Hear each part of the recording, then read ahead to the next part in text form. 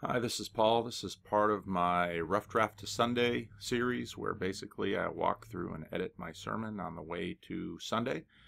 If you have comments, leave them in the comments section. Comments are welcome because this is part of feedback and just me practicing and walking through and getting part of my sermon prep on the way to Sunday.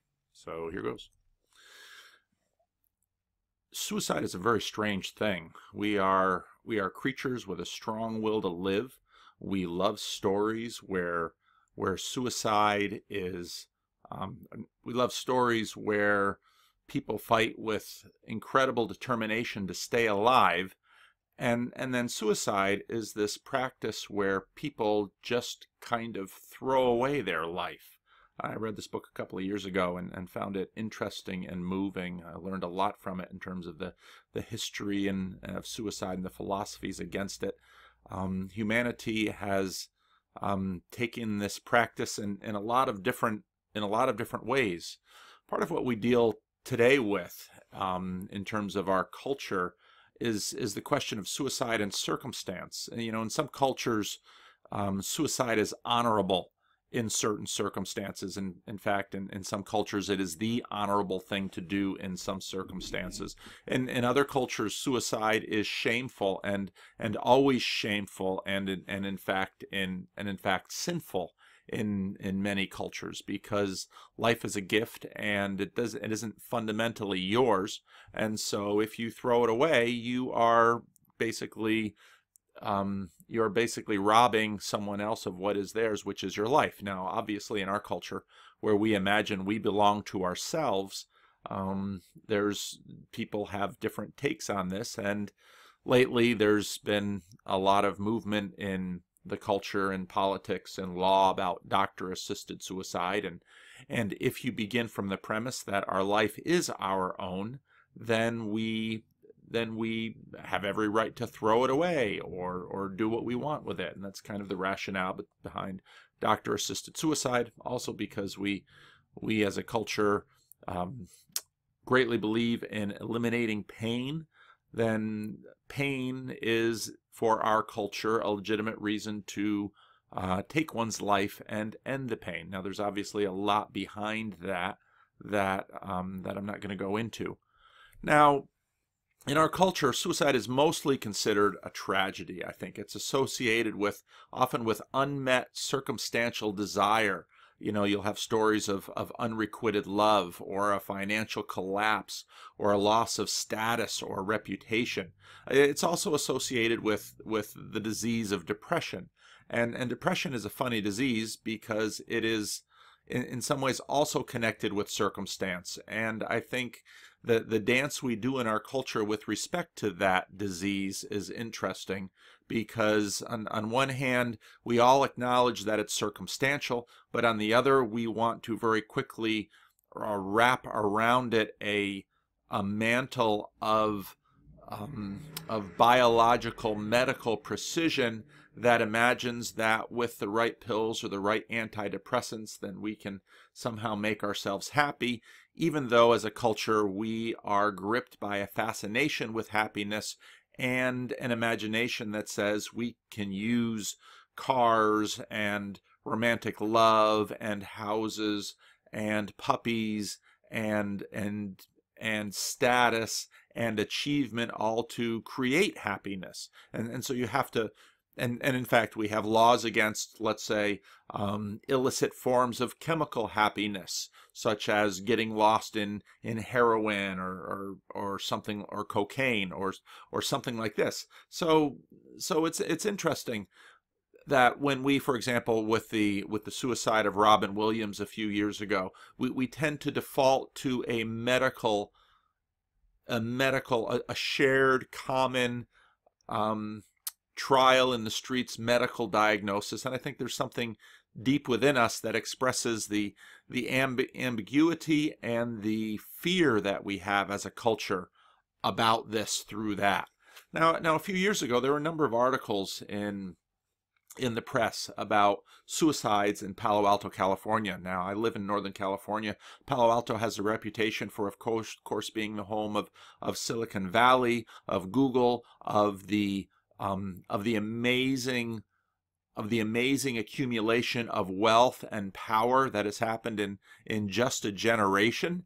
And here were a number of articles about how the children of the wealthy and the newly wealthy and the newly powerful were struggling. And this one article in Psychology Today goes into, problem with rich kids, and talks about how they suffer from distress, substance abuse, depression, anxiety, eating disorders, cheating, stealing, and often higher rates of suicide. And there in fact was kind of an epidemic of suicide that was going on in a particular Palo Alto high school. And this just begs the question that we have as a culture about suicide, and not only suicide, but what we are and who we are.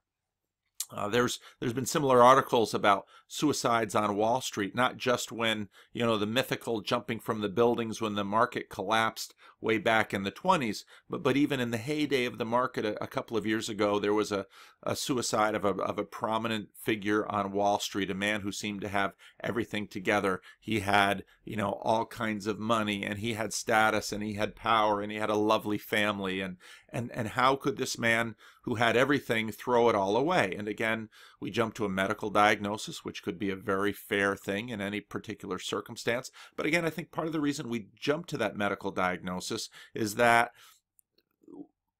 deep behind the reasons we often jump to medical diagnoses is that it separates us separates that circumstance from ourselves. And we imagine that here this person has a disease which I don't have, therefore I'm safe from the anxiety and perhaps the existential tension that drove this person to this calamity of taking their own life. Now, if you flip the script a little bit and look at situations where people radically lose control of their lives, such as some of the writings that came out of the Holocaust, Elie Wiesel in his book Night, which if you've never read it, these are not books that you want to read if you are in fact clinically prone to depression. They are powerful, and they tear at your soul. And here he tells the story of a rabbi. He was old and bent, his lips constantly trembling. He was always praying in the block, at work, in the ranks. He recited entire pages of the Talmud, arguing with himself, asking and answering himself endless questions. One day he said to me, "It's over. God is no longer with us."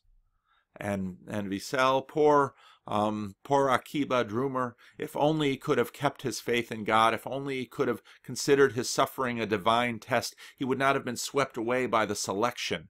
But as soon as he felt the first chinks in his faith, he lost all incentive to fight and opened the door to death. And it's incredible here how the Holocaust just tries the faith of these of these individuals. And how Wiesel, one of the things that comes out from so many of these memoirs from the Holocaust is how the separation of who lives and dies is the one who can continue to maintain their belief.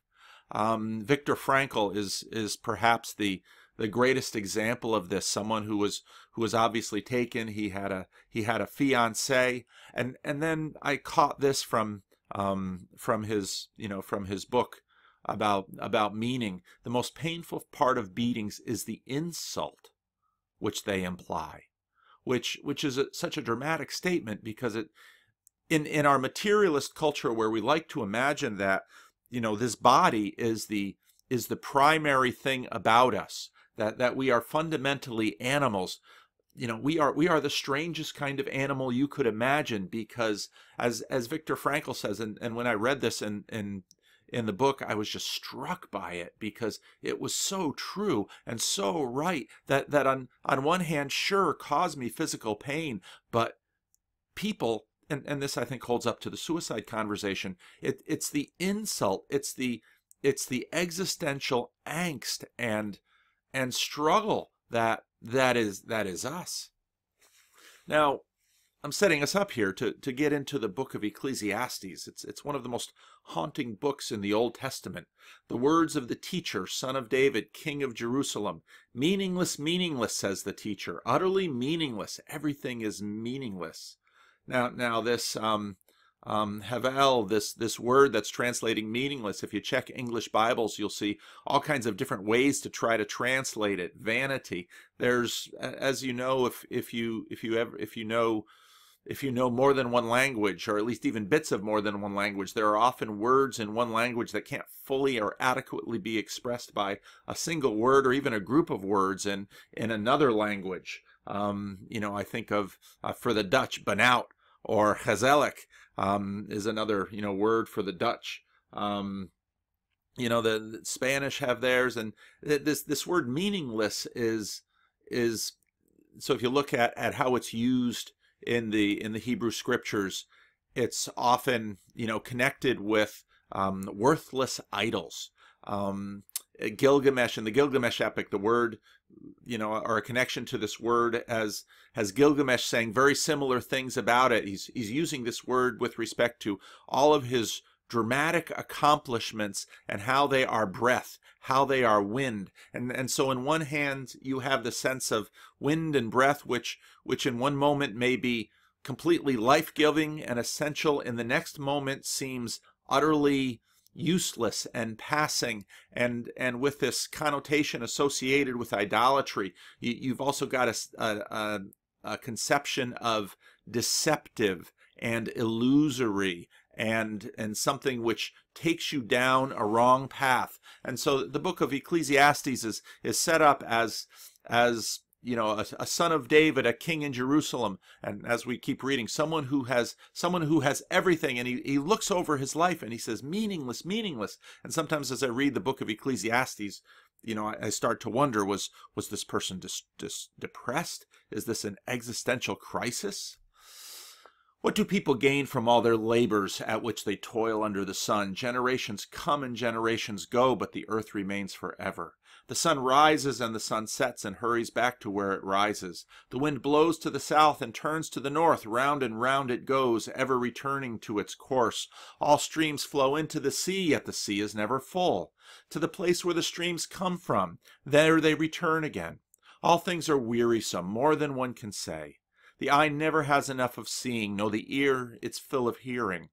What has been again, what has been, will be again. What has been done will be done again. There is nothing new under the sun. Is there anything of which one can say, look, there is something new? It was here already, long ago.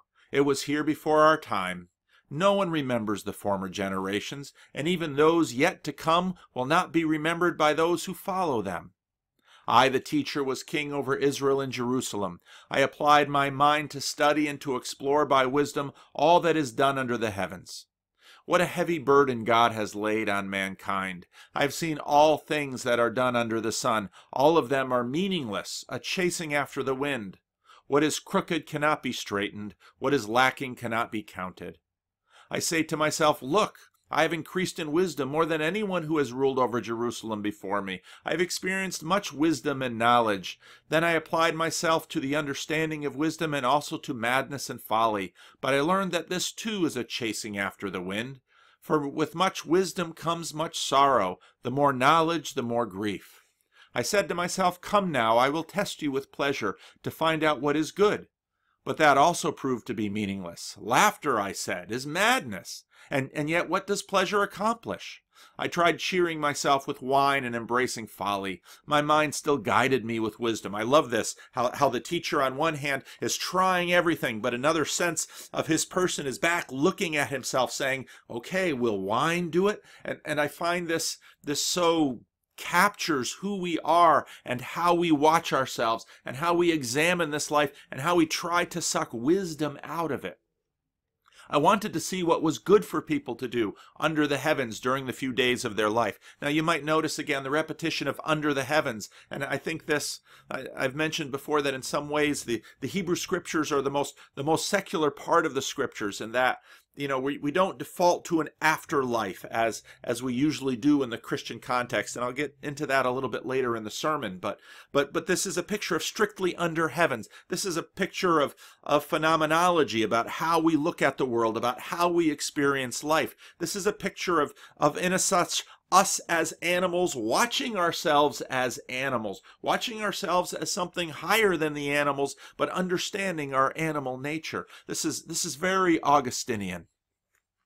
I undertook great projects. I built houses for myself and planted vineyards. I made gardens and parks and planted all kinds of fruit trees in them. I made reservoirs to water groves of flourishing trees. I bought male and female slaves and had other slaves who were born in my house. I also owned more herds and flocks than anyone in Jerusalem before me. I amassed silver and gold for myself and the treasure of kings and provinces. I acquired male and female singers and a harem as well, the delights of a man's heart.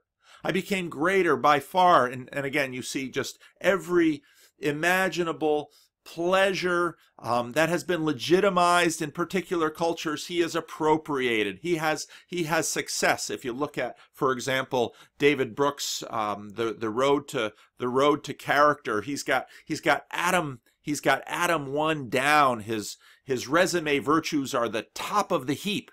But it's Adam 2, his eulogy virtues, that he's wrestling with.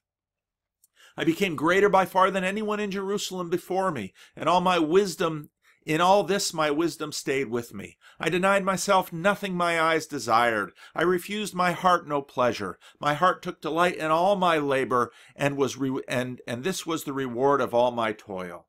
Yet when I surveyed all that my hands had done and what I had toiled to achieve, everything was meaningless, a chasing after the wind. Nothing was gained under the sun.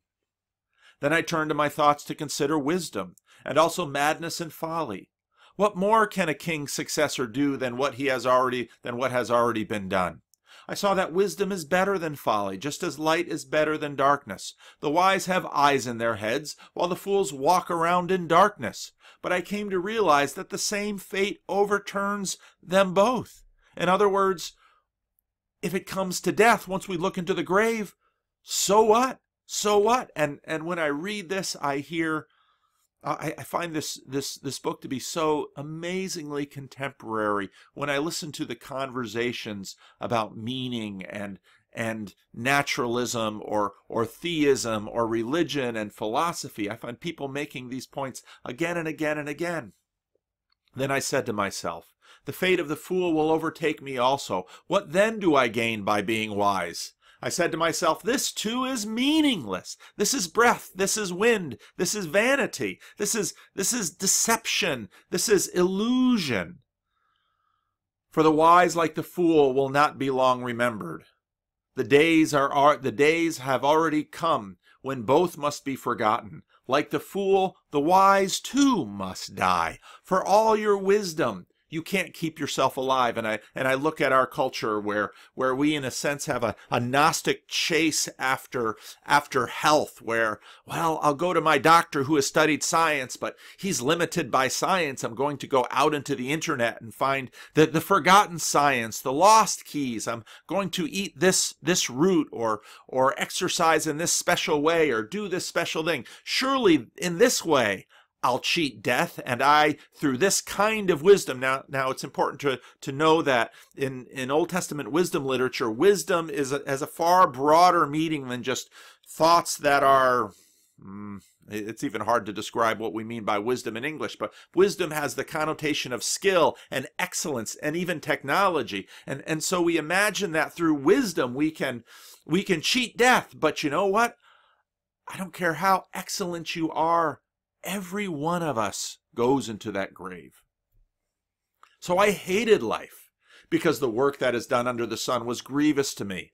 All of it is meaningless, a chasing after the wind. I hated all the things I had toiled for under the sun because I must leave them to the one who comes after me. And who knows whether that person will be wise or foolish. And this again I see often with older individuals who are setting up their wills, and they're managing their complex relationships with their children, and they're thinking, well, if I write it into the will this way, then surely I can extend myself beyond the grave. I can extend my desires and my influence beyond the grave. And here the teacher says, it won't work. Maybe for a while, maybe for a little bit, but it won't work. Those who come after you will take what you leave them, and they'll find a way to bend it to themselves. Our wills are meaningless. Yet they will have control over all the fruit of my toil, into which I have poured my effort and skill under the sun. This too is meaningless. So my heart began to despair over all my toilsome labor under the sun. For a person may labor with wisdom, knowledge, and skill, and they must leave all they own to anyone who has not toiled for it. You know, we started out talking about Palo Alto and the wealth, and here these children are born into tremendous wealth. And so you look at the likes of I was going to say Jimmy Buffett. No, the likes of Warren Buffett and the likes of Bill Gates who decide they're not going to leave their massive wealth to their children. They're going to dispense with it during their lifetime. And you think they must have read the book of Ecclesiastes. This too is meaningless and a great misfortune. What do people get for all the toil and what do people get for all the toil and the anxious striving with which they labor under the sun? All their days, their work is grief and pain. Even at night, their minds do not rest. This too is meaningless. A person can do nothing better than to eat and drink and find satisfaction in their toil. And here we get kind of to the Epicurean in this, where, you know, finally I should live in the moment. And when I sit in front of a fine meal and enjoy a fine glass of wine, and even if I'm poor, if I, you know, some of the best meals I've ever eaten, I've eaten on the tops of hills in the Dominican Republic, where desperately poor people scrape together a communal meal after Sunday worship, and I would remember tasting that meal and thinking, I've eaten no better food in the finest restaurants in New York. But that moment on top of the hill, eating that rice and fish and a little guineo, you know, cooked by hours over a charcoal flame. Whew. Wind, meaningless, it's gone. A person can do nothing better than to eat and drink and find satisfaction in their toil. This too I see is from the hand of God. For without him, who can eat and find enjoyment? To the person who pleases him, God gives wisdom, knowledge, and happiness. But to the sinner, he gives the task of gathering and storing up wealth to hand over to the one who pleases God. This gets into a lot of interesting theology in the Bible, and tremendously interesting conversation that I can't go into. But this idea of who inherits the earth, is it the righteous? Is it the meek? What's the relationship between the meek and the righteous? Because if you look for again at Jesus' list in the Sermon on the Mount, well, these aren't the teachers and the powerful. This too is meaningless, a chasing after the wind. And then we get to chapter 3. And this is what brings me to this sermon, in fact, because in the Christian Reformed Church, in my denomination, this is kind of a standard text in what is in some ways the most pagan holiday in the calendar of the Christian Reformed Church. The Christian Reformed Church is the strange tradition of iconoclasts. They not only destroyed sculptures, they destroyed the liturgical calendar, and they had an aversion to holidays. And so, you know, churches were expected to walk through the Heidelberg Catechism 52 weeks a year. We don't pause for Christmas or Easter or anything like that. We go through because, you know, we have suspicion about these baptized pagan, this baptized pagan calendar. Yet here in the Christian Reformed Church, suddenly at New Year's, which comes to us from Rome in a sense, we pause and we stop and we say, once a year it is worthwhile taking and accounting. Once a year it is worthwhile pausing and saying, we together. Now perhaps we do this Perhaps we do this once a year when we hit our own birthdays. And here's another interesting ceremony and ritual we maintain. But we as a community once a year should pause and say, Ebenezer, this far the Lord has brought us. What does this mean? What have I done? I should take account. I should look at what I've done. And so here in the book of Ecclesiastes, where the one who has accomplished much asks himself these existential questions, right here in the 3rd chapter, we have this lovely song, which of course was put together by, I think it was the Byrds put this together in the 60s, just a beautiful song. There's a time for everything and a season for every activity under the heavens. A time to be born and a time to die. A time to plant and a time to uproot. A time to kill and a time to heal. A time to tear down and a time to build. A time to weep and a time to laugh. A time to mourn and a time to dance. A time to scatter stones and a time to gather them. A time to embrace and a time to refrain from embracing. A time to search and a time to give up. A time to keep and a time to throw away. A time to tear and a time to mend. A time to be silent and a time to speak. A time to love and a time to hate. A time for war and a time for peace. And I think in this song here, we experience the mystery of our lives, where on one hand we are the actors in this existential play, and we are attempting to take stock and to take hold and to somehow control our lives, to steer it to the destinies we desire. Looking back on it, we realize that even the targets we pick, even the demand, even the statement where we say, I am my own, unlike the Heidelberg Catechism, I am my own, I belong to me, life is what I make it, life is mine, and no one will make it, no one will say it any differently. And so the teacher comes and says, I, better than anyone could say that, I had more power, more resources, more access, more opportunity, more wisdom, more everything. And when I look back at what I did in my life, it's a breath. So then, what is life? And then chapter 3 comes in and reminds us that life is this mixture of our own self-authorship and God's authorship. And God, again, it's important to remember in the Hebrew Scriptures that as John Walton reminds us in his book about the lost world of Genesis, that God is not separate from the world, that God is at work in the world, and in all of these circumstances, this is a large, sovereign, active God. And I think in many ways the Reformed tradition really captures this. And this God is intimately involved in everything. And so when we get to this chapter, we realize that we don't set the times. We don't set the scripts. We certainly have agency. We certainly contribute, and we certainly do things, but how much do we? And so this chapter, this song here at this point in the book, stops us and forces us to recognize in wisdom that our lives are built by a script that we do not make. And that is good.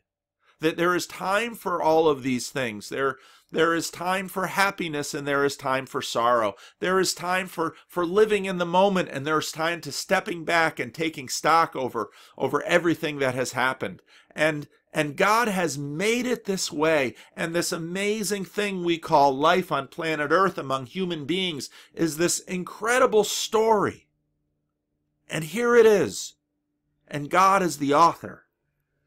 But the teacher's not done. What do workers gain for their toil?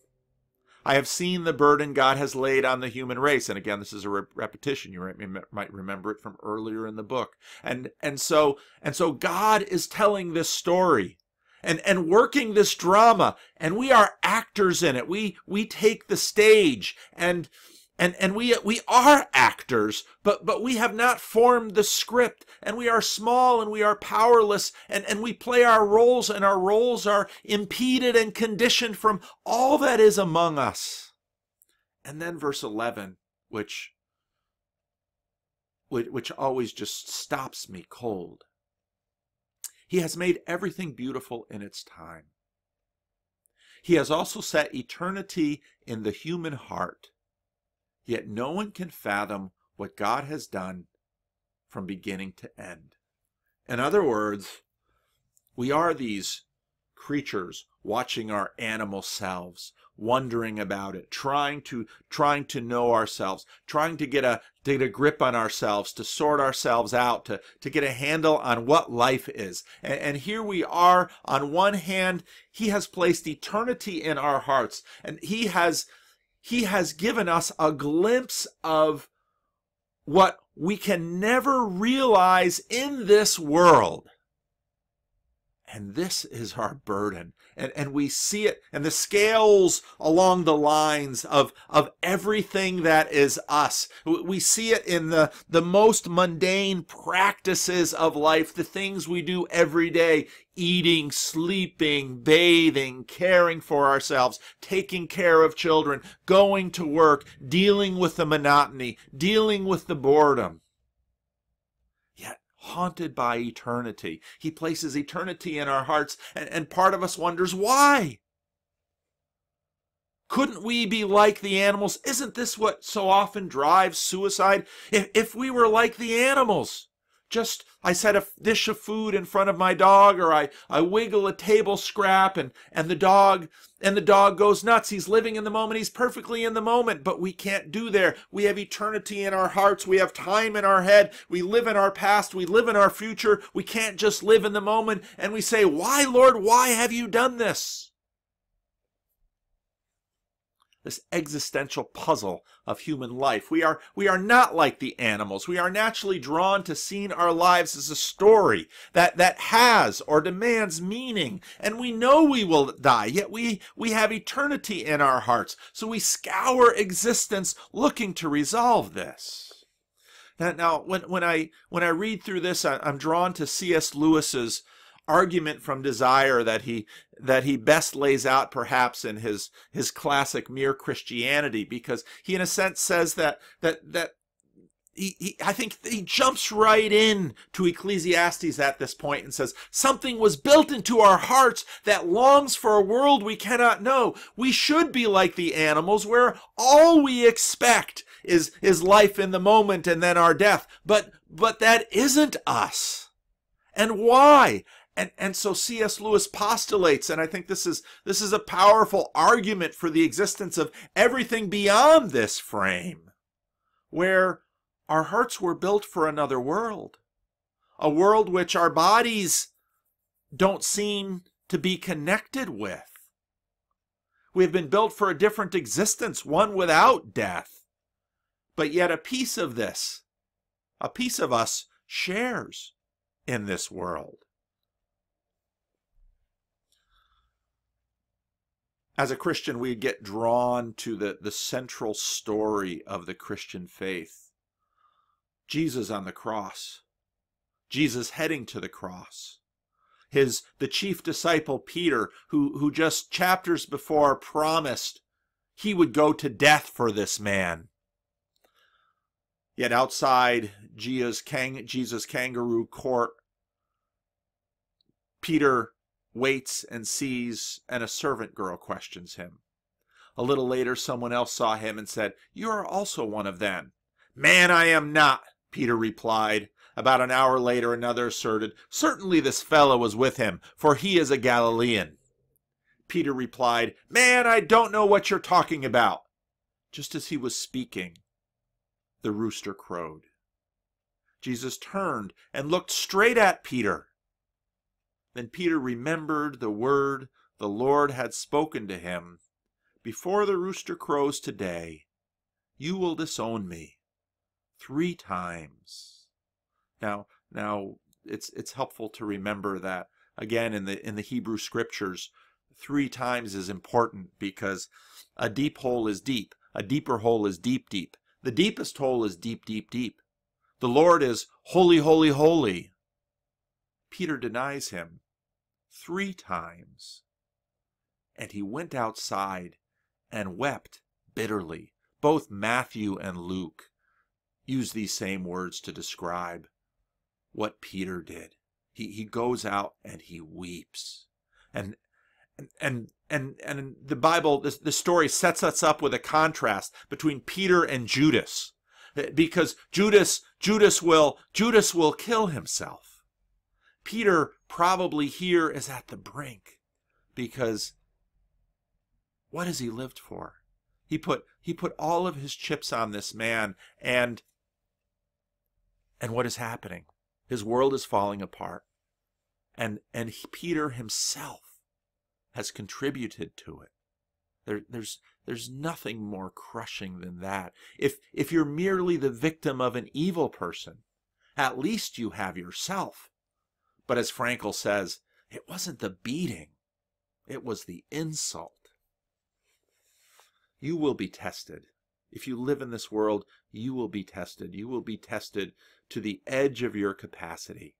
And even in the most secure, affluent, supposedly happiness-creating place in the world, you will need to come to terms with the deepest questions of your existence. In other words, your testing might not even come from pain. It might come from wealth. But you will be tested to your core. And how you answer matters. One of the criminals who hung there hurled insults at him. "Aren't you the Messiah? Save yourself and us!" But the other criminal rebuked him. "Don't you fear God?" he said, "since you are under the same sentence? We are punished justly for what we are getting what our deeds deserve, but this man has done nothing wrong." Then he said, "Jesus, remember me when you come into your kingdom." How did this man see that? In the middle of his testing. Earlier in the chapter, he's with the other, rebuking him. And so Luke quite clearly is setting us up to say that there is something in the manner of Jesus' crucifixion that stops the individuals. In another account, the Roman centurion who is officiating over the torture execution says, "Surely this man is the Son of God." What about Jesus' trial that caused his most intimate and loyal disciples to run and despair and to hide, brings these people who should know nothing of it in that moment to believe, and to have that belief to be sufficient for Jesus today? Truly I tell you, today you will be with me in paradise. Just that mere confession by the thief on the cross, and Jesus will remember him when he comes into his kingdom. It seems that all this thief needed, he didn't have time for a catechism. He didn't have time to learn the scriptures. He didn't have time for church. But just in that moment, the face of the Son of Man lifted up and splayed in agony before the world changes him. And he is remembered. He sees in that moment, I think, the answer to the teacher's dilemma. Surely you will be with me in paradise. Now paradise is a walled garden. And so we have a connection back here to the Garden of Eden, the original garden. 3 men being tortured and executed. 2 are getting what wasn't unexpected by their circumstantial world. They were insurgents. They were terrorists. 1 is dramatically ironic. It too is a political execution. And he is known for doing miracles and loving socially reprehensible people. Yet, how he suffers changes those who we would imagine should not be changed. Something in his manner moved observers to not just admire him, but to reach out to him with something like worship. 2 examples were at the complete opposite of the poles. The one insurgent, executed as an anti-Roman terrorist. The other, the Roman foot soldier who was there to uphold the law. Throughout the world, over time, millions and billions of people have come to see this event as the fulcrum of human history. Many are moved even by the retelling of the story to be moved like these two archetypal witnesses, moved to address the angst of the Ecclesiastes teacher. In the Atlanta article on the suicides in Silicon Valley, I was struck by this picture. In a sense, the students trying to self-heal, not just from whatever it is that was driving the suicides, but what the suicides themselves had driven, naturally come back to gratitude. And sure, one might argue that in their affluence and opportunity and wealth, they have more to be grateful for, but here in the movement of the Heidelberg Catechism that begins, I am not my own, but belong body and soul, in life and in death, to my faithful Savior Jesus Christ, who has fully paid for all my sins with his precious blood, and has delivered me from the tyranny of the devil, and watches over me in such a way that not a hair can fall from my head without the will of my Father in heaven. In fact, all things must work together for my salvation. The Heidelberg Catechism that begins with this dramatic statement, I am not my own, and is structured with misery, deliverance, gratitude. Finally, when we see the face of the one on the cross and we realize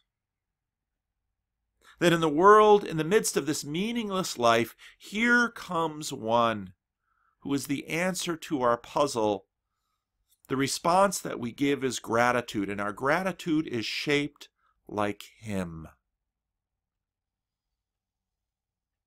Our gratitude is shaped like him.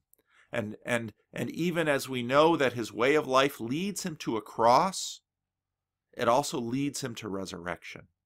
That his way of life leads him to suffer and to have nothing, so little that in fact his one remaining item of clothing that had any value, the soldiers barter. They cast lots to own it.